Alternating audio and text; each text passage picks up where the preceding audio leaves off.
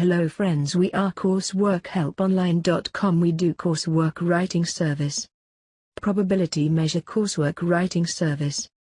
Market measures which assign probabilities to financial market spaces based on actual market movements are examples of probability measures which are of interest in mathematical finance, for example in the pricing of financial derivatives.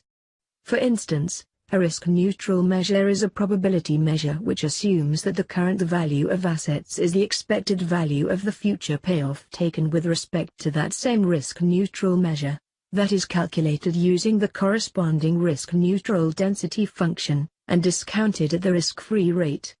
If there is a unique probability measure that must be used to price assets in a market, then the market is called a complete market. Not all measures that intuitively represent chance or likelihood are probability measures.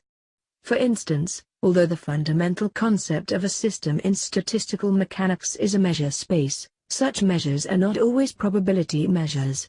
In general, in statistical physics, if we consider sentences of the form the probability of a system S assuming state A is P, the geometry of the system does not always lead to the definition of a probability measure under congruence, although it may do so in the case of systems with just one degree of freedom. Probability measures are also used in mathematical biology.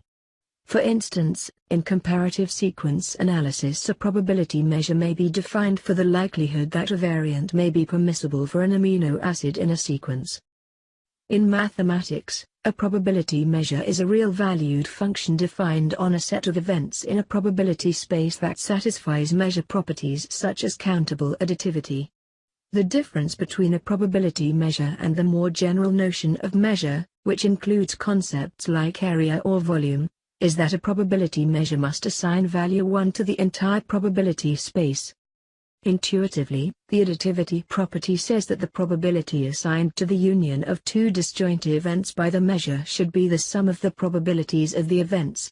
For example, the value assigned to 1 or 2 in a throw of a die should be the sum of the values assigned to 1 and 2.